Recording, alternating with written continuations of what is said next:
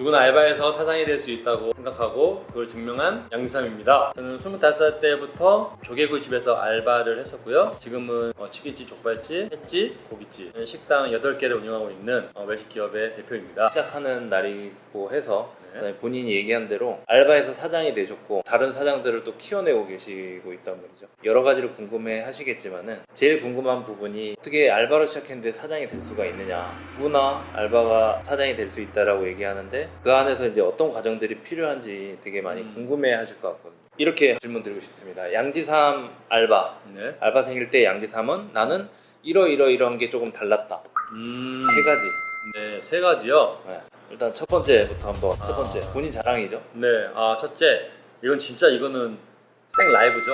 진짜 이거 어떻게, 이건 아름다운 얘기하고 팩트만 말해야 되는 거죠. 첫째는 무조건 아르바이트는 눈치가 빨라야 돼요. 눈치가 빨라야 네. 된다. 빠릿빠릿하게 일을 하는 건 기본이지만 결국 아르바이트를 평가 내리는 사람은 누구예요? 직원이 평가를 내리잖아요, 아르바이트는.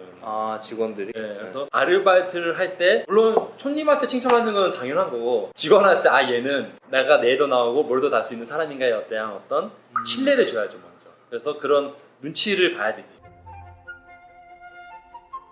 직원들이 볼 때 나를 계속 사용하고 싶은 마음이 들도록 눈치 하기 행동을 위해서? 해야 되는 거죠.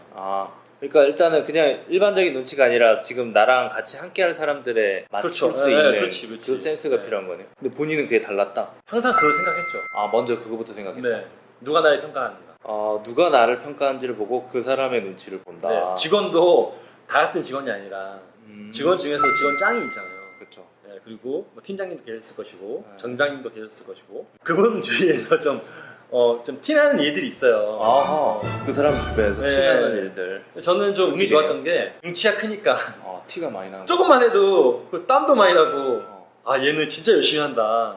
그러니까 지금 정리를 해보면은 첫 번째로 자기가 이제 많이 눈에 띄는 그런 행동들을 해야 되는데 네. 그러기 위해서는 먼저 들어갔을 때 분위기 파악을 하면서 누가 평가하는 사람인지를 빨리 보고 그럼요. 그리고 그 사람이 뭘 원하는지 빨리 파악을 하고 그 사람 주변에 얼쩡거리면서 이게 좀 야비한가요? 이걸 동물적으로 아는 사람이 있을 것 같고 잘 되는 알바들은. 근데 모르는 사람들은 이걸 생각 안 할 것 같아요. 요거 생각 하나만 더 해도 확실히 행동이 좀 달라질 것 같긴 하거든요. 그렇죠. 근데 그것보다 더 중요한 게 있어요. 알바에서 시작했는데 연매출 100억이 됐다. 무엇이 달랐는가? 그 노하우를 알아보고 있습니다. 지난번에 뭐가 좀 달랐길래 나는 알바의 사장이 되었는가를 물어보는 시간이었는데요. 첫 번째로 눈치를 보는 것에 대한 이야기, 알바장 이야기 해주셨습니다. 전편을 못 보신 분은 전편을 또 보고 보셔도 괜찮고요. 두 번째는 예고해드린 대로 목적성에 대한 이야기인데 목적성은 정확하게 제가 어떤 얘기인지 잘 모르겠는데 구체적으로 어떤 내용? 사실 제가 아르바이트를 하기 위해서 식당에 들어간 건 아니었고요. 돈을 벌고 싶어서 식당에 들어간 건데 직원을 막 뽑고 이러진 않는 분들이었어요. 제가 배웠던 것이. 그래서 알바로라도 들어가야겠다라고 생각해서 들어간 거거든요. 들어갈 때부터 좀 목적이 내가 알바를 잘해서 직원이 돼야지. 그리고 직원으로 열심히 해서 전장이 돼야지. 그리고 전장 열심히 해서 사장이 돼야지. 어떤 단계성을 생각하고 염두에 두고 들어간 거예요. 아르바이트에서 사장까지 되고 싶은 분들이 계시다면은 처음 아르바이트 시작할 때부터 애초에 그 꿈을 꾸고 들어가기를 그럼 너무 다르죠. 너 그냥 알바나 하는 사람이 될 것인가, 알바부터 시작한 사람이 될 것인가는 굉장히 결과값이 아주 많이 다를 수 있죠. 알바로 끝내는 사람과 알바로 시작하는 사람. 이게 또 명언이 하나 또 나오네. 기가 막히네. 그러니까 지금 알바로 시작한다라고 해서 그 사람이 그걸로 알바로 끝내는지 아니면 다음 단계까지 계속 올라가는지는 그 사람이 어떤 목적을 가지는지에 달려있다. 그럼요. 조금은 색깔이 좀 달랐겠죠.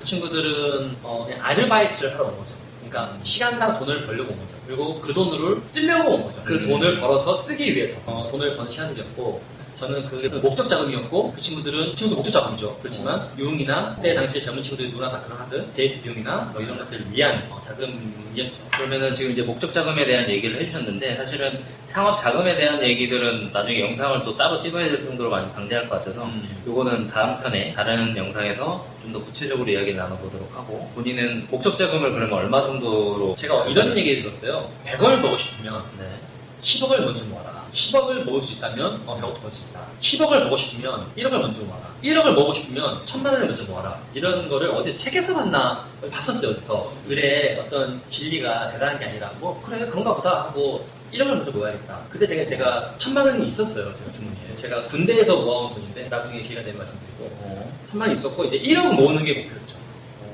알바를 통해서 1억을 모으겠다? 하고 결론적으로 모았어요? 모았죠. 알바를 통해서? 근데 알바를 하다가 직원이 되고 점장 되고 또 그렇게. 대리 사장이 되고 그래서 막 급여가 탁탁탁 올라가. 이제 어떤 목표를 가지고 알바를 시작하는지에 따라서 결과물이 달라질 수 있다라는 건데. 꼰대티던가요? 이 말이? 근데 사실 뭐 생각이 다 결과물을 결정하는 거에 대해서는 다들 동의를 하실 건데 그거를 알바로 시작할 때부터 그 생각을 가질지 아니면 내가 창업해야지라고 생각하면서 그 생각을 가질지에 따라서 시간을 버는 것 차이가 되게 클 것 같은데 본인은 25, 6 이때 처음 시작할 때부터 알바를 했지만은 거의 창업을 한 거나 마찬가지잖아요. 어떻게 보면. 나는 나라는 어떤 기업체 사장 같은 거였죠. 그 차이가 생각의 차이로 출발됐지만 사실 엄청난 시간을 벌어준 거죠. 남들은 한참 나중에 사장의 마음을 가지고 나중에 시작할 때 본인은 알바 때부터 이미 몇 년간을 근 사장처럼 직급은 그게 아니지만 그 생각을 가지고 살았기 때문에 이미 트레이닝이 됐고 그게 좀 영향을 미쳤지 않나. 근데 그 궁금한 게 하나 생기는데 본인은 그 생각을 어떻게 왜 그렇게 해야 되겠다는 생각 어떻게 뭐 배운 게 있는 거야 아니면 지금 이렇게 시간이 지나고 나를 돌이켜봤을 때 내가 그랬었지 그런 생각 했었지를 기억을 떠올려서 말씀드리는 건데 그 어릴 때의 나는 그거를 이론으로는 설명할 수 없는 어떤 울분 같은 게 있었다고 해야 될까요? 빨리 성공하고 싶다, 성장하고 싶다라는 어떤 그런 울분이 있었기 때문에 또 내가 부족하다는 걸 많이 느꼈었고 어떤 그런 노력들을 해야 된다라고 아직 잘 정리되지 않은 지식들 있잖아요. 그런 것들을 그냥 했던 거지 이론적으로 이렇게 해야 돼 라고 생각해서 한 건 아니에요. 그러니까 뭔가 완성된 그런 지혜나 정보를 바탕으로 한 게 아니라 그렇죠. 또 울분이 있었는데 야 이거 되게 의미가 있는 게 사실 요새 알바분들도 그렇고 요새 청년들 되게 울분이 많거든요. 그거를 뭐 좋은 쪽으로 폭발하는 경우도 있지만 안 좋은 쪽으로 폭발하는 경우도 많이 있고 한데 본인 되게 잘 자랐구나. 성장 드라마. 이거 좀 염려스러운 게 알바에서 사장까지 정말 누구나 될 수 있다고 저는 생각하는데 이게 마치 누구 한 개인의 무슨 영웅담으로 끝날까 봐 저는 사실 두렵긴 하거든요. 그래서 저는 알아서 본인의 찌질한 모습들을 많이 드러내게끔 할 거고 방금도 얘기했지만 제가 본인이 알아서 그렇게 얘기해줬어요. 그러니까 제가 질문 드렸던 거는 왜 그런 생각을 하게 됐느냐 그런 통찰이 있어가지고 한 것처럼 제가 질문을 드렸지만은 본인이 대답하기로는 그냥 약간 얼떨결에 그렇죠. 되돌아보니 맞아요. 제가 알바를 하게 된 계기도 웃겨요. 제가 알바를 하고자 거기를 서치해서 하는 게 아니고 친구들하고 밥을 먹으러 가는 거예요. 밥 먹다. 밥을 먹으러 갔는데 이 친구들이 조개를 이렇게 까주는 거예요, 하나씩. 왜 까줄까 생각했어요. 결국에 고객 접점, 조개를 까주면서 테이블 회전 속도를 올림으로써 와, 디테일하다. 네. 그리고 이 멘트 그런 것들을 자연스럽게 연결하기 위한 그 장치들을 사이사이 집어넣으면서 나갈 때 아주 기분 좋게 나가는 그런 전략적인 장사를 하는 곳이었거든요. 그게 눈에 보였구나. 네, 저는 보였어요. 그래서 4명이서 왔는데 그 조개 구워주는 서버분들이 이렇게 농담도 하고 막 이렇게 하거든요. 근데 저는 웃을 수가 없어요. 머리가 너무 바빠가지고 막 생각 막 하느라고 저는 그냥 볼도리 이렇게 했었죠. 그래서 이 친구들한테 배워야겠다 생각을 하고 알바몬을 찾았죠. 그러다 보니까 아르바이트만 하는. 그래서 제가 거기서 아르바이트로 들어가게 된 거죠. 그러니까 출발도 거의 우연히 이렇게 된 것처럼 지금 영상을 보시는 분 중에는 내가 정말로 알바로 출발해서 사장이 될 수 있나? 이런 생각을 하면서 보신 분들이 계실 텐데 보시면서 이제 양지삼이라고 하는 분이 원래 막 그런 탁월한 능력을 애초에 갖춰서 출발한 느낌으로 혹시 보실까봐 걱정을 하시는 것 같은데 그냥 초기에 어떤 약간의 절실함과 목표 설정과 이런 관찰력에 대해서 그걸로 출발해가지고 하나씩 쌓아온 게 지금의 성과물을 만들었다라는 걸로 지금 잘 얘기를 해주고 계시니까 앞으로 계속 그거 관련된 또 본인만이 가지고 있는 노하우 그래서 영상 보시는 분들이 시행착오를 겪을 때 조금 덜 겪을 수 있도록 할 수 있는 노하우들을 많이 나올 것 같으니까요. 앞으로도 계속 영상을 봐주시고 구독도 해주시고 하면은 도움이 많이 되실 것 같습니다. 그래서 오늘은 목표 설정에 대한 부분을 얘기를 해주셨습니다. 다음 영상에는 세 번째로 이제 좀 약간 예고를 해드리면은 고객의 마음? 고객의 마음을 어떻게 살려고 했는가 그런 것들에 대한 고민을 조금 알바임에도 불구하고 고객의 마음을 살려고 했던 양지삼만의 좀 약간의 좀 특별한 팁들 좀 좀 얘기를 드리고 나중에 이런 것들은 아주 구체적으로 더 많이 상세하게 내용을 말씀을 드리겠지만은 이번에는 짧게 다음 3편에서 같이 알아보도록 하겠습니다. 보시고 많이 도움되시고 공감하는 부분이 많으시면 공유해 주시고 구독, 좋아요 많이 눌러주시고 궁금한 거 있으면 댓글로 댓글 막 욕 막 다음 편에 또 세 번째 노하우로 찾아뵙도록 하겠습니다. 뵙겠습니다. 다음 편에는 저희가 이게 몇 개까지 얘기해 줄 수 있어요? 근데 대본이 정말 없나 봐요. 대본이 없다고 얘기했잖아. 네, 그리고 현실적이고 두리뭉실하지 않은 거 그리고 실제 필드에서 경험한 내용만 바탕으로 이야기를 해드리고 있습니다. 그렇기 때문에 여러분들이 앞으로 쓸 수도 있는 어떤 1억, 10억의 돈을 아낄 수도 있다는 그런 생각이 많이 들고 있는데요. 세 번째 시간입니다. 세 번째로 지난번에 예고했던 대로 나는 고객의 마음을 좀 살려고 노력을 했다. 알바임에도 불구하고 고객의 마음을 사기 위해서 어떤 노력을 했는지 짧게 한두 가지 좀 들어봤으면 좋겠어요. 그러면 또 궁금한 게 생길 것 같아요. 근데 고객의 마음을 왜 훔쳐야 되는가? 그렇죠. 정말 고객이 행복했으면 하는 마음은 나중에 생긴 마음이고, 저는 제가 평가를 받아야 되는 거예요. 누군가한테 내가 나 잘해요 라고 말하는 것과 직원이 쟤 잘해요 라고 말하는 것과 고객이 나가면서 쟤 잘하네 라고 말을 한마디 했는데 그걸 세상에 들었다. 그건 거의 정상으로 바로 할 수 있는 거거든요. 고객이 내 칭찬을 하게 만들어야겠다라는 마음을 먹었죠. 아니 근데 그런 포인트를 어떻게 발견한 거예요? 누가 그렇게 되는 걸 본 거예요, 본인이? 아주 작은 가게였음에도 불구하고 직원이 꽤 많았던데 8명인가 9명이었는데 대부분 위에 계신 분들은 아주 능력치가 일단 서버스 능력치가 아주 하늘 끝에 있는 분들이었어요. 근데 그분들을 아주 잘 보게 되게 됐죠. 잘하는 사람들을 많이 관찰을 왔죠. 한 거구나. 네. 그 중에서도 누구는 팀장이 되고 누구는 직원에 머물러 있고 결국에 누가 나를 평가하는가 고객한테 얼마나 좋은 이런 컴퓨터 나오냐를 많이 봤었죠. 직원의 손님이 따로 있어요. 얘를 보러 오는 사람들이 있었어요. 식당인데도 네. 불구하고 우리가 미용실이나 이런 데는 네. 그런 게 있는데 네. 식당이 그게 있는 네. 다 아는 거예요. 쟤 손님이잖아. 무슨 나이트클럽 웨이터처럼. 되게 충격적인데 고객들이 그 정도까지도 먹는데 이제 이 사람한테 서빙을 받기 위해서 네. 그렇게까지 만든다라고 하면은 이 사람이 직급이 올라가지 않을 수가 없겠네요. 근데 그런 것들이 하나의 항목인 거죠.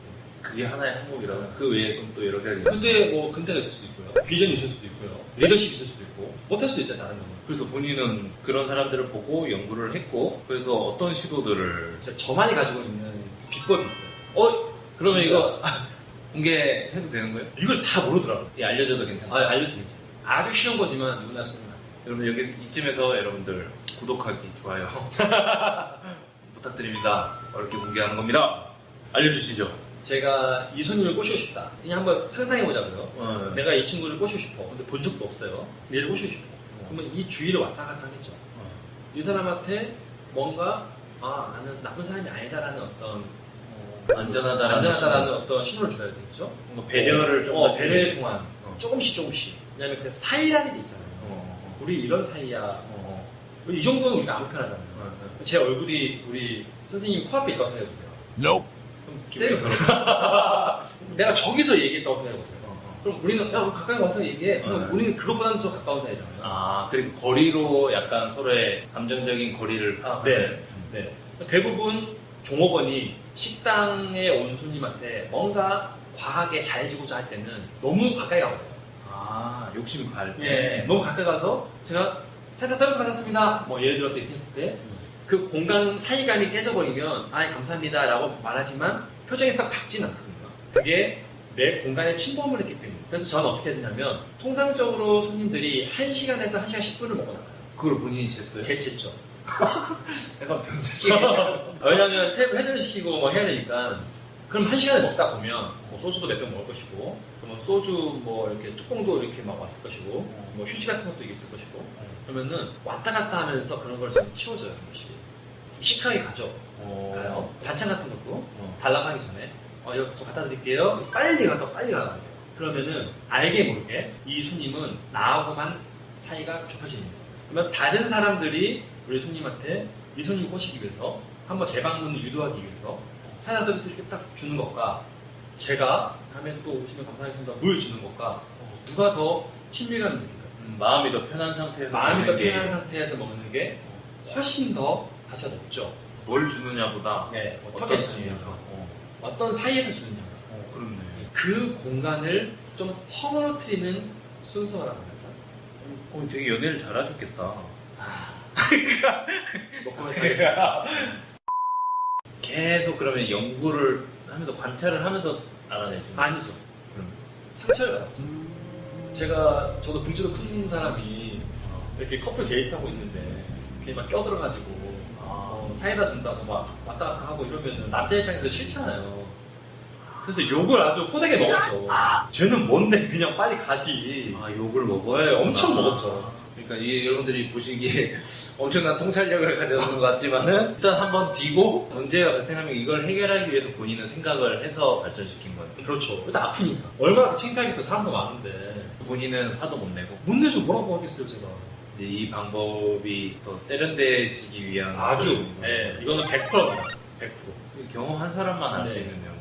이것만 보고서도 이제 지금 뭐 사장님들이 어떻게 교육을 시켜야 될지도 좀 방향이 설 수도 있고, 그다음에 알바분들도 아르바이트 하는 마음가짐 어떻게 되는지 이거를 좀 결정하는데도 이제 도움이 많이 됐을 것 같아요. 이런 팁 말고도 여러 가지 사업적인 면, 비즈니스 모델 설정하는 거, 분석하는 거 여러 가지로 그에 대한 노하우나 이런 것들이 많이 있으시고 앞으로 그런 노하우를 계속해서 영상을 통해서 알려드릴 거니까요.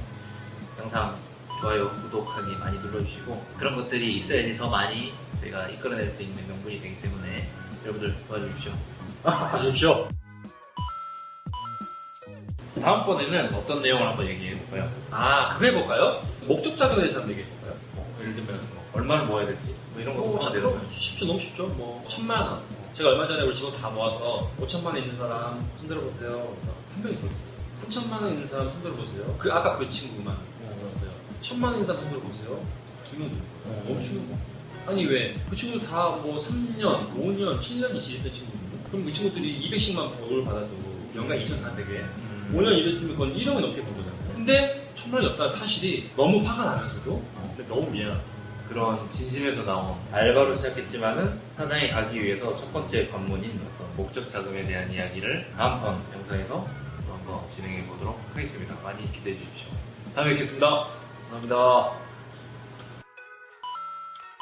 이 사람이 알바 때 뭐가 달랐는지에 대한 내용을 조금 세 편에 걸쳐서 이야기를 나눠봤는데 그것만으로도 엄청난 되게 팁들이 많이 나왔어요. 정말 실전적이고 한 5년은 아낄 수 있지 않았을까. 아직 못 보셨다면은 영상들 한번 봐주시면 좋겠고요. 그래서 지난번 편에서 구체적으로 한번 다룰 만한 내용으로 목적 자금, 창업 자금 막 이런 것들에 대한 것들을 좀 구체적으로 다뤄보자 이렇게 됐는데 제가 궁금한 게 있는데 이제 목적 자금에 관련해가지고 첫 번째로 창업 자금이 어느 정도가 적정한지 적정한지요? 그러니까 뭐 규모에 따라 다르겠지만은 나는 얼마의 규모부터 생각을 하고 목표로 두었던 자금이 있었다. 네. 이런 게 좀 가이드가 있을 것 같아요. 1억이라는 돈을 본 적이 없는 사람이었기 때문에 1억을 일단 모으고 봐야겠다 라는 생각으로 이제 1억을 향해서 달렸죠.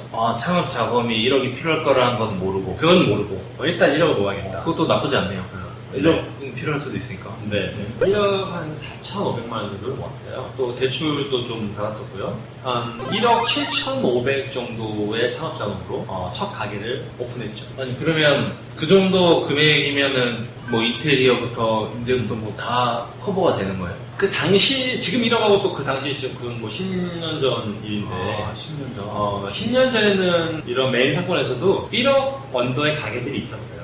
물론 몫이 좋은 가게는 아니죠. 그래서 저는 가게를 1억짜리를 정확히 따지면 9,200만 원짜리, 보증금 3,000만 원에 권리금 6,600짜리. 권리금이 되게 많이 드네.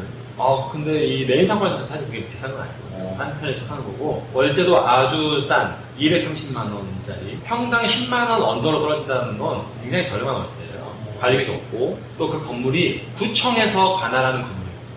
월세 싸고 권리 싸고 보증 싸고 이런 데에서 처음에 시작했죠. 잘 알아봤네요. 사람들이 제가 그 가게 계약했을 때요. 제가 옛날에 모셨던 사장님 오셔가지고 계약금 냈니? 네 냈어요. 얼마 냈니? 500만 원 냈어요. 그 돈 날렸다고 생각하고 다른 자리 안 가. 이렇게 말했던 자리거든요. 저렴한데도 불구하고 저렴한 거는 사실 저렴할 만하니까 저렴한 거거든요. 굉장히 목이 안 좋은 가격이었고 다 많이 나가는 자리였고 메인 상권에서 그럼 빼꼼히 봐야 보이는 자리. 가게 자리라는 건 결국 목 아니겠습니까? 목. 예를 들어서 길목. 사람들이 많이 다니는 길목도 몫이지만 사람들이 많이 모이는 에어리어, 장소, 이 권역 이것도 몫이거든요. 이 권역의 큰 권역에서 길목도 좋다. 그러면 A 플러스 A고 상권은 A나 내 점포는 좀 처진다. 그러면 A 플러스 B인 거고 또 반대로 상권은 좀 구리나 뭐 C인데 거기서 자리는 좋아. C 플러스 A가 될 수도 있는 거예요. 제가 처음에 했던 점포는 A급 상권에 C급 자리입니다. 아, 사건은 좋았는데 그렇게 많지 않은 예상보다는 그런 금액으로 어쨌든 가능했네요. 그러면 지금 알바를 하는 분들이나 그런 분들이 어떤 목적 자금이나 창업 자금에 대한 어떤 기준을 갖다가 설정을 하는 거에 대해서 생각이 있으실 것 같은데 너무 명확하게 있죠. 어떤 기준 같은 게 있을까요? 지금 제가 이렇게 뭐 연매출 100억이다. 그리고 뭐 가게 뭐 알바로 사장이 됐다. 이거 굉장히 결과중심의 이야기잖아요. 근데 제가 알바를 할 때 이 그림까지 그리지 못했거든요.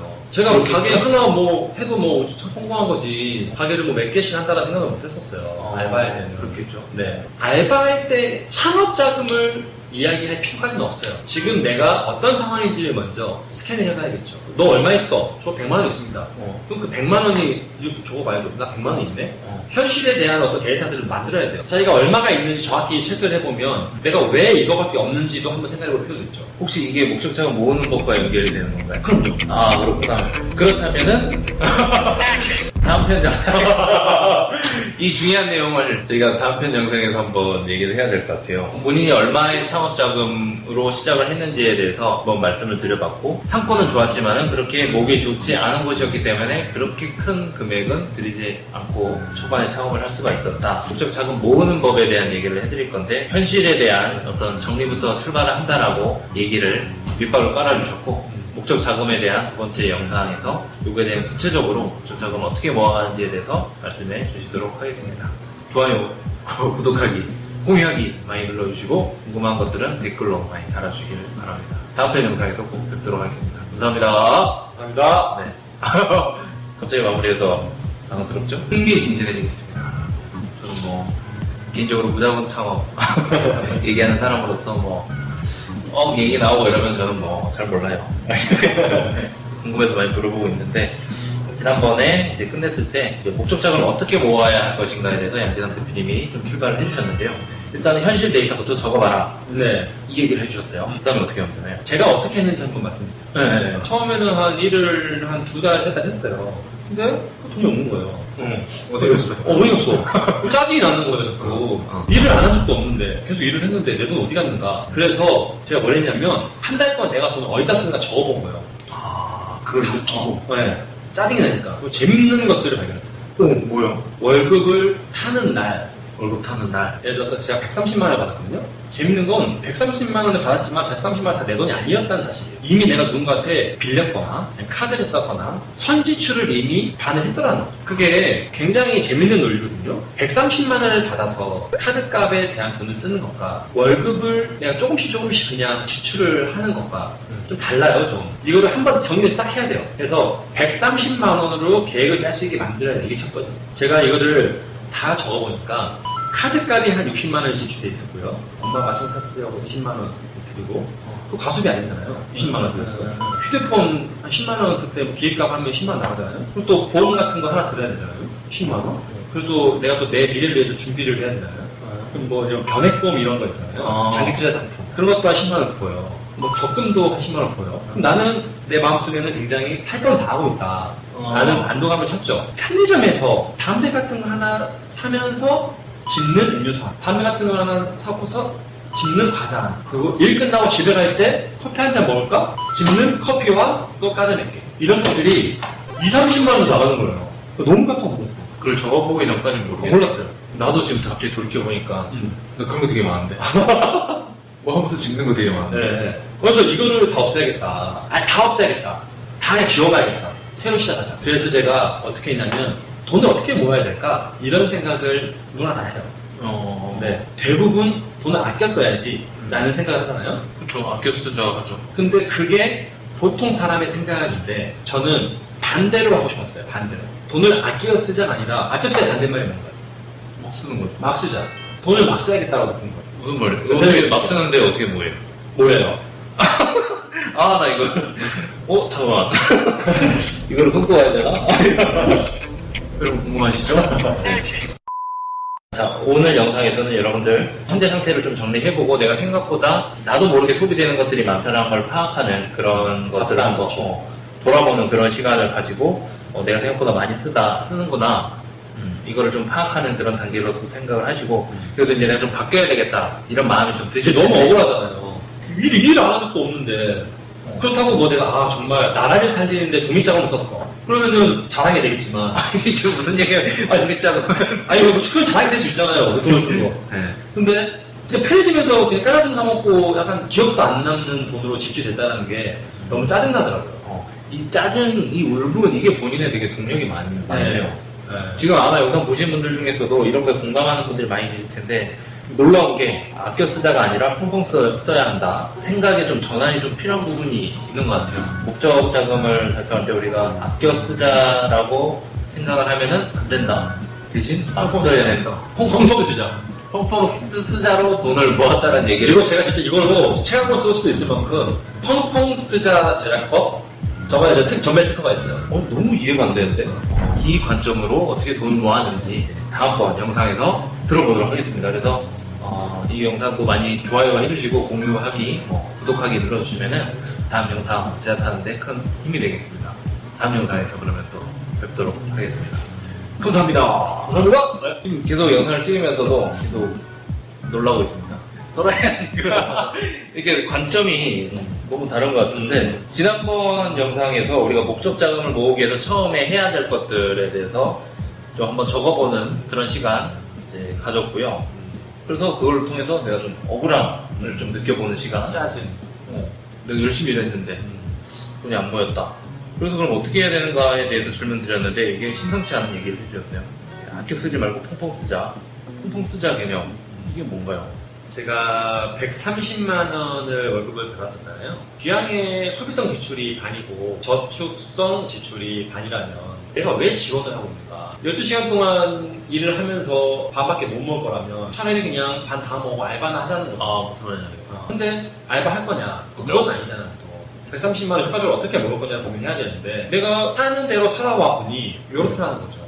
일단 의미가 없구나. 적금? 의미가 없구나. 보험? 의미가 없구나. 뭘 모아야지 뭘 하지. 보험이라는 건 뭐 변액권금이라는 건 종신이 뭡니까? 계속 붙는 거잖아요. 지킬 게 있을 때 필요한 거죠. 네. 근데 뭐 남자나 서울에서 지방에서 하나 올라온 애가 무슨 이런 거 다 필요한가? 그런 거 다 의미 없다. 다 하지 말자. 다 깼어요.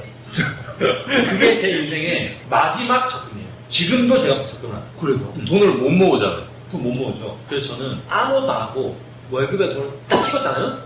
그럼 그 돈을 보고 있어요. 아무것도 안 하고 아무것도 안 써요. 그 돈을 보고 그냥 보고만 있어요. 안 쓰고. 쓰는 이유가 뭐라고 생각하세요? 뭐 편하려고 쓰고 기분 좋으려고 쓰고 쓰죠. 결국에 그런 시간이 있기 때문에 돈 쓰고. 시간이 있으니까 쓰죠. 저는 그 시간을 없애요. 시간을 없앤다? 돈 쓰는 시간을 없앤다? 사람이요, 피곤하면 돈 못 써요. 돈을 쓴다라는 거는 재미를 찾아가는 과정이잖아요. 근데 재미있을 시간이 없어. 그러면 못 쓰는 거거든요. 그래서 저는 낮에, 저는 식당에서 야간 일을 했으니까, 낮에 식당에서 또 일을 했어요. 돈을 모으려고 일하는 게 아니라, 돈 쓸 시간을 없애기 위해서. 제가 그 생활을 3개월을 하니까 3개월 동안 100원도 쓰지 마시라고. 왜 그런 생각을 했냐면 돈을 아껴야겠다라는 논리는 누구나 다 하는 논리인데 결국 돈을 아꼈다는 그런 마음으로는 돈을 못 아끼잖아요. 맞아요. 어설프게 아끼겠죠. 네. 그러면 나는 남들이 안 하는 방법을 해야겠다. 돈을 팡팡 써봐야겠다. 그러려면 지출이 0이 돼요. 지출을 0을 만든 다음에 지출을 늘려가는 개념을 생각하고 베이스를 0으로 두고 0으로 만들어 놓고 점점 쓰는 걸 늘려가는 쓰는 걸 늘려가겠다. 쓰고 있던 거를 줄이는 게 아니라 지출을 늘려가겠다. 이게 똑같은 말이지만 굉장히 다른 말이거든요. 그러니까 아예 안 쓰는 단계까지 간 다음에 펑펑 쓰는 단계로 올라가는 거를 얘기를 하는 거네. 그럼 썼으면 남는 게 없을 거 아니에요? 재밌는건요. 사람 습관이 그렇게 무서운 거예요. 130만 원을 받아서 70만 원을 썼다 그러면은 50%의 소비를 하는 50% 소비형 인간이 되잖아요. 습관이 몸에 다 배어있는 거예요. 편의점에 가면 기본적으로 뭐 하나 짓고요.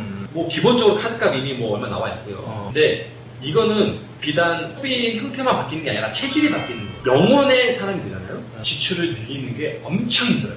얼마큼 힘드냐면 소비형 인간일 때 지출을 줄여서 저축하는 것보다도 힘들어요. 근데 이게 쿵쿵 쓰는 거랑은 무슨 상관인가요? 엄청 이게 일이에요. 돈을 제가 팡팡 써보려고 했는데 저는 30만 원인가 36만 원을 썼거든요. 아, 그 상태가 되고 나니까 근데 3개월 동안 3개월 동안 한 푼도 100원도 안 쓰다 보니까 돈을 쓰려고 마음을 먹어도 돈 쓸 시간이 없고 돈 쓸 일이 없고 그래요 진짜.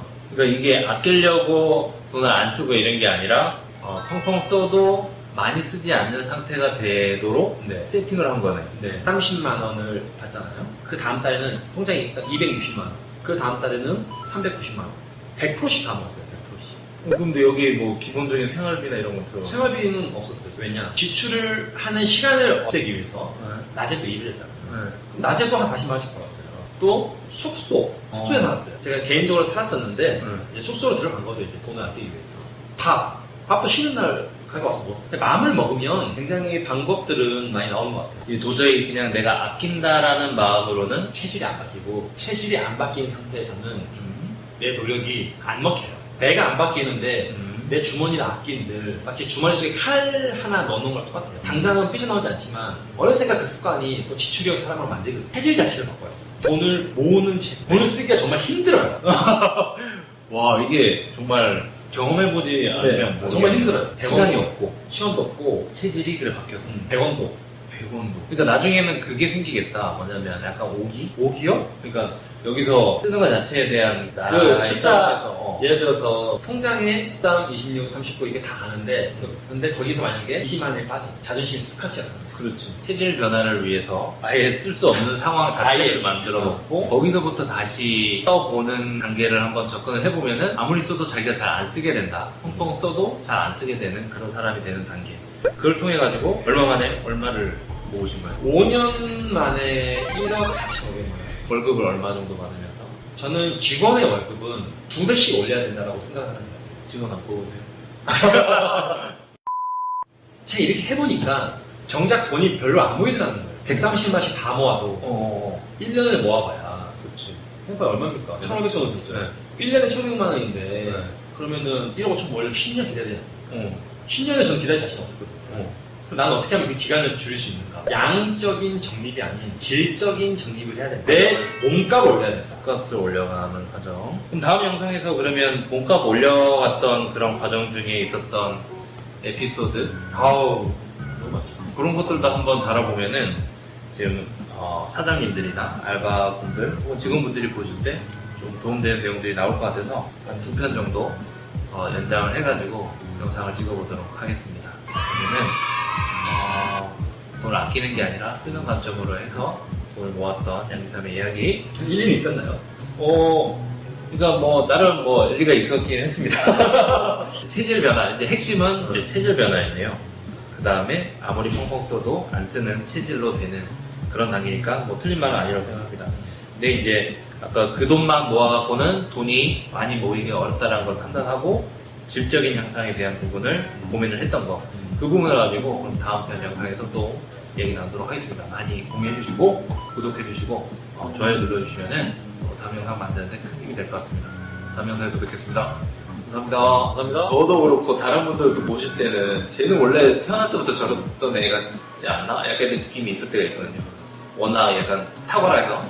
근데 뒷얘기를 딱 들어보면은 진짜 치열하게 고민했던 그런 기록들이 하나하나 나오는데 그거는 제가 봤을 때는 뭐 100시간, 1000시간으로도 담기가 아마 어렵다고 생각하고 그래서 이제 지속적으로 여러분들이 영상을 통해서 만나보셨으면 좋겠고요. 지난번 편에서 우리 목적 자금 모으는 거 그걸 좀 관점을 바꿔가지고 아끼는 식으로 체질을 바꾸는 게 아니라 아예 안 쓰고 나서 이거를 써보는 하지만 그렇게 많이 써지지 않는 그런 단계를 경험을 했고 그걸 통해서 내가 많이 통장에 찍을 수 있는 걸 갖다 확인을 했던 그런 이야기를 해주셨는데 한계를 느꼈다. 이 정도 금액 가지고는 양으로는 승부가 안 되고 질적인 향상이 필요하다라는 생각을 했다. 그때 그래서 어떤 행동들을 취하기 시작합니다. 사실 그것도 그렇게 막 생각을 이렇게 다 해서 행동을 한 건 아니고 낮에 네. 일을 했잖아요. 밤일을 하고 몸이 안 좋아지고 뭐 하루에 막 17시간, 18시간 일하다 보니까 이 다리가 막 붓고 어느 정도 붓냐면 이렇게 살이 누르면 살이 안 나오는 거예요. 그렇게 될 수가 있어요? 네. 누르면 살이 안 나오고 난 그것도 철없이 신기해서 막 눌러보고 그래서 저 지금 다리 지금 보면 지금도 색소 침착이 다 돼 있어요. 그때 미세먼지 다 터져가지고.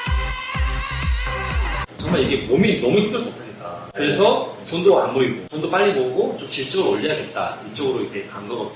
여기서 최고 책임자가 없어도 되게끔을 만들면 돼요. 그게 사장이면 사장, 점장이면 점장. 저 사람이 없어도 이 식당이 운영이 되겠다. 라고 생각을 하고 운영을 하면 돼요. 내가 이 가게를 본인이 없어도 운영을 잘 할 수 있다면 본인이 뭐 하겠습니까? 다른 매장을 하나 더 할 수도 있는 거잖아요. 그래서 그러니까 사장이 신경 쓸 일을 좀 덜어주는 거구나. 그 정도가 아니라 아예 없어도 되겠다. 그럼 본인이 사장이 되는 거네. 내가 사장이 되는 거죠. 직원인데. 네. 그래서. 재밌는 논리예요. 와서 직원인데? 사장을 훈계하기 시작해요. 그래도 돼요? 아니, 틀린 얘기 아니니까. 근데 당연히 훈계를 하지만 말은 훈계지만 세련되게 예의 있게 예를 들어서 했다는 거지. 네. 그때 당시에 생각이 제일 많이 했던 생각이 내가 사장보다 더 사장 같으려면 어떻게 해야 될까 생각을 많이 했어요. 사장의 목적은 뭡니까? 돈을 버는 거지 않습니까? 그렇지. 그러면 돈을 벌 수 있는 방법은 뭡니까? 손님 많이 와야 되지 않습니까? 어떻게 하면 손님을 더 많이 오게 할까를 더 연구하면 연구할수록 더 사장이 가까운 거 아니겠습니까? 어떻게 하면 이 손님이 이번 주가 아니라 매일 또 오게 만들 수 있을까를 항상 고민을 했죠. 고객이 자주 방문할 수 있는 그런 노하우들 이런 걸 계속 연구를 계속 하시는 연구를 거네. 그래서 실제로 매출이 올라온 거예요? 많이 올랐죠. 본인 덕분에. 저 때문에라고 말할 수 있겠습니다. 되게 겸손한 걸로 알고 있어요. 어쨌든 그게 올라가고 나니까 어떤 일이 벌어진 거예요? 그러면? 당연히 떠났죠. 맡기고. 가게를 맡기고 그럼 본인은 직원에서 점장이 되었다. 점장이 되면서 바뀐 것은? 점장이 되면서 첫째 월급이 바뀌었죠. 2배로 바뀌었죠. 2배. 네. 오, 그럼 이제 모으는 기간 짧아지는 거네. 네. 2배로 뽑아죠. 5년이 된 거죠. 저는 그 자리에서 남아있길 바랬는데 그 사장님이 야, 너 진짜 너무 잘한다. 근데 지금장을 오픈을 해야 돼요.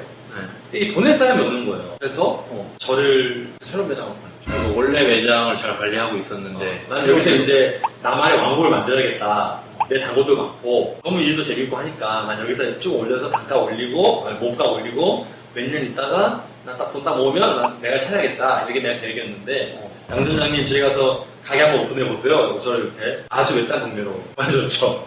그거 안 간다고 할 수 있는 거 아니에요? 근데 제가 사장의 말에 한 번도 뭐라고 한 적 없어요. 그러니까 주어지면 또 주어진 대로 받아들이네. 그래요? 근데 노라고 한 적이 없었어요. 왜냐면 이런 게 있어요. 영상을 보시는 분들도 사장일 수도 있고 직원일 수도 있지만 일을 조금 잘하는 직원들은 일을 잘하는 티를 보면 돼요. 입김을 세게 불어요. 월급 올려줘라. 까탈스럽게 하는 거죠. 그리고 무슨 얘기를 하면 그거 너가 왜 하냐. 근데 이게 사람과 사람과의 관계인지라 어떤 명확한 의견이 내려오고 그 의견으로 내가 판단해서 의견만 내면 되는데 이 감정 싸움을 한다고 할까요? 그런 얘기를 하면 그게 튕겨보는 거야. 사장은 상처를 받죠. 사람인지. 논리적으로 얘기하는 게 아니라 감정의 기반에서. 그것도 그렇다고 그러면 돈 더 주실 건가요? 이렇게 하는 직원도 있었고 사실 돈을 더 주려고 했는데 그렇게 말이 싫은데 더 주기 싫으시죠. 같은 경우는 이 자체는 다 경험이다.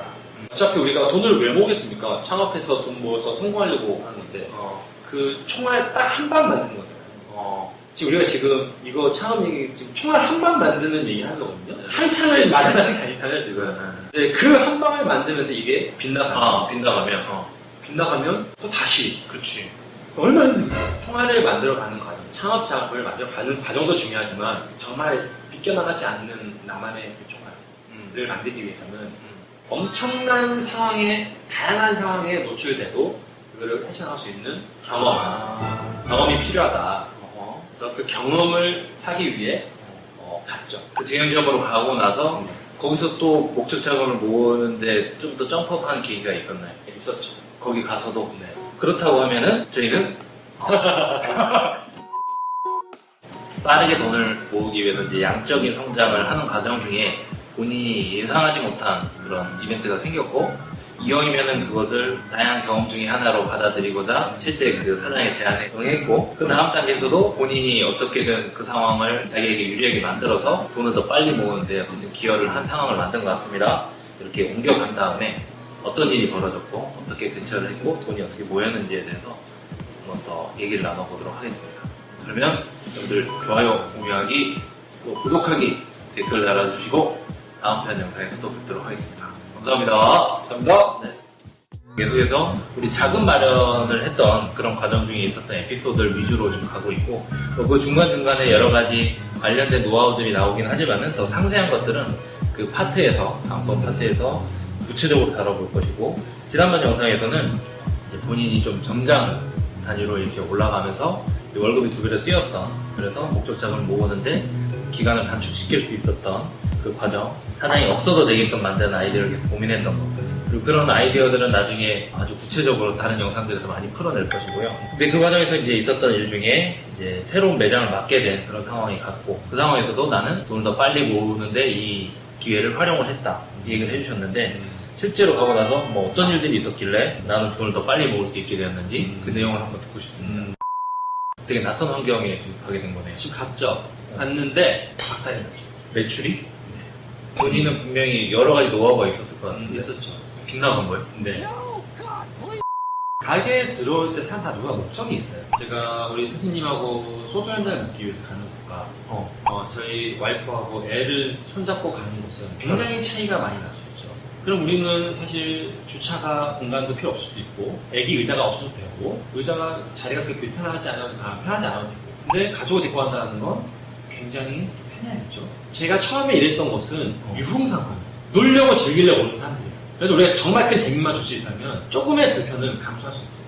근데 두 번째 간 상권은 주거 상권이었어요. 주거 상권이었다.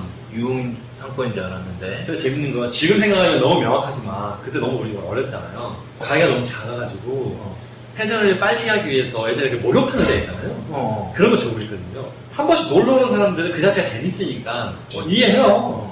근데 거기서 밥 먹는 사람한테 그 목욕탕 의자를 줬다고 생각했어요. 불편한 정도입니까? 엄청 욕먹는 정도죠. 아 근데 그거는 막 본인이 예측을 못했나 보네. 전혀 가게가 한 상권에서 자리 잡아가는 과정은 서론, 본론, 결론이 있어요. 제가 잘 되고 있는 결론을 갖다 붙인 거잖아요. 이게. 내가 처음에 일했던 가게들도 처음에도 그렇게 했을 거라는 보장은 없잖아요. 변형해 가는 거잖아요. 그러면 처음에는 소비자가 뭘 좋아하는지 모르니까 좀 펼쳐놨어요. 특정 짓지 말고 좀 펼쳐놨어요. 그렇게 하기 싫다면 시장 조사를 정말 철저히 해서 뭘 원하는지를 파악을 했어야 돼요. 근데 지금 이거는 갖다 붙인 거잖아요. 한 상권에서 잘 잡았던 어떤 유니크한 아이템을 서론, 본론, 결론의 과정 없이 그냥 바로 서론감으로 갖다 붙여버리면 거기가 뭐 트러블이 있습니다. 1차 음식 있잖아요. 삼겹살, 족발, 치킨 이런 것들은 가능할 수 있어요. 기호도가 어제 높으니까. 근데 이 식당은 원체 유니크한 아이템이거든요. 그거를 다른 식당, 다른 상권, 또 주거 형태의 상권에 갖다 붙였을 때 처음에는 신기해서 와 하니까 오죠. 그렇지만 매출은 탁 떨어지죠. 그러니까 지금 내가 여기서 성공했으니까 이걸 그대로 복사하면은 성공할 거다라고 생각하는 분들이 훨씬 많으실 것 같은데 사고가 좀 유연성이 있어야죠. 대부분 50년 정도가 넘었다 그러면은 서울 미래유산이라는 팻말을 가게 돼가지고요. 50년 이상 정말 하나도 안 변하지 않았을까요? 저는 계속 변했다고 생각해요. 계속 변했기 때문에 살아남았다고 생각하거든요. 망했는데 빗나가고 그랬는데 어떻게 그걸 아니 망하진 않았고 매출 저조한 상태, 바닥에 빠진 상태, 소위 우리 장사사람들 용어로는 절었다고 표현하는데 저런다. 한번 이렇게 삐끗 전 거지. 매출이 다 상태인 거죠. 굉장히 많은 가설을 세웠죠. 왜 오지 않을까? 왜 올까? 지금 우리가 가지고 있는 색깔은 다 중요하지 않다. 하얗게 만들자. 그래서 다 바꿨죠. 이때 사장한테 훈계를 시작했죠. 계속 바꿔야 된다. 근데 돈 들어가는 거 좋아할 사장 대한민국에 다 하면 좋거든요. 대한민국 사람들은 돈이 안 들어가고 돈이 벌리면 그게 최고예요. 그치. 처음에 그렇게 용인해주진 않았죠. 3개월 동안 계속 시도를 했어요. 메뉴도 특정 상품이 아닌 좀 다양하게. 저는 그 조개구이집이었었는데 조개구이는 객단가가 높죠. 근데 객단가를 높은 상품에 올려면 목적성 방문이 이루어져야 되는데 그거를 싫어할 수도 있잖아요. 소비자들이. 네. 그러면은 좀 더 편하게 목적성 방문 없이도 올 수 있는 가게. 객단가가 낮은 가게, 문턱이 낮은 가게를 일단 만들자. 고객군을 먼저 만들고 시작하자. 포차 메뉴를 집어넣기 시작한 거예요. 뭐 산낙지라든지, 뭐 개구리라든지, 뭐 이렇게 다양하게 싼 것들을 넣기 시작했는데 드라마틱한 매출에 나왔어요. 첫 번째 시도 네. 했는데 근데 그러고 3개월 지났는데 이제 사장님이 보기에 내가 너무 아까웠나 봐. 여기 두기가. 내가 여기서 매출 더 찍어보고 싶었는데 그래서 사장님이 너 여기 넣기 너무 아까우니 새로운 신규 매장으로 다시 가라. 새로운 매장으로 다시 보냈어요. 근데 제가 가자마자 그날부터 여기 매출이 팍 터진 거예요. 본인이 다 시도했던 게 그때부터 터진 거예요? 그래서 내 마음속에 생긴 이론이 오늘의 결과는 3개월 전 나의 행동이다. 근데 그때 옷도 봤던 손님들이 다 하나같이 그 키 큰 사람 어떻게 하냐고 고객의 마음을 계속 샀으니까. 네. 그때 월급이 또 50%가 올랐어. 그때 본인이 어필을 했겠네요. 아니 어플 안 했어. 알아서. 네. 어떤 일이 있었냐면 제가 갔다 하면 누가 또 왔다는 거잖아요. 아는 사람은 다 아는데 공로가 이 친구한테 가는 거죠. 손님들이 자꾸 나를 찾으니까 이 사장님이 느낀 거죠. 이 공로가 누구 것인지에 대해서. 이 친구는 월급을 오르지 않았는데 저만 월급을 50%가. 다행히 사장님이 그걸 알아봐 주셨네. 손님들이 너무 얘기하니까. 야, 지금 뭐 얘기가 뭐 소설은 아니죠?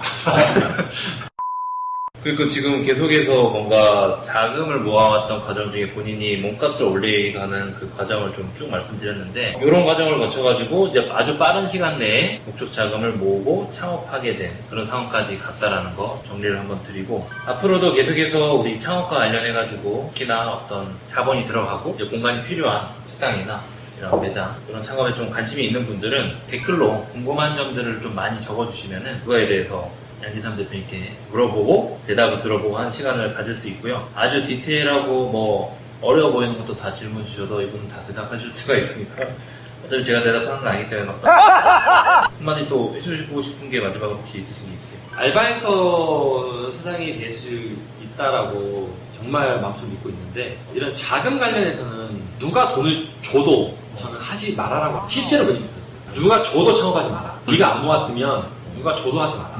정말 가슴 아픈 일이지만 실제로 우리 직원 중에 한 명이 아버지 돌아가시면서 가는 사망보험을 받았어요. 네. 근데 그 친구가 창업을 했는데 뭐 결과가 너무 그 친구한테 했던 얘기인데, 창업 자금을 모은다는 것이 내가 돈을 모아야지만 창업을 할 수 있다라는 말일 수도 있겠지만, 내가 창업을 했을 때 돈에 흔들리지 않고 이 가게를 운영할 수 있는 체력을 만드는 것은 창업 자금을 만들어가는 과정에서 생긴다. 그렇죠. 어떤 사람, 그거 없는 사람들은 장사 잘 되면 바로 차를 사고요. 장사 잘 되면 바로 가게는 안 보이고요. 그런 일들이 너무 많이 생겨요. 그 모든 게 다 자기의 실력이 있냐고 믿고, 그걸 다 다시 만들 수 있다라고 착각을 하거든요. 그렇죠. 그때부터 불행이 시작. 전 좀 맞아야 해요.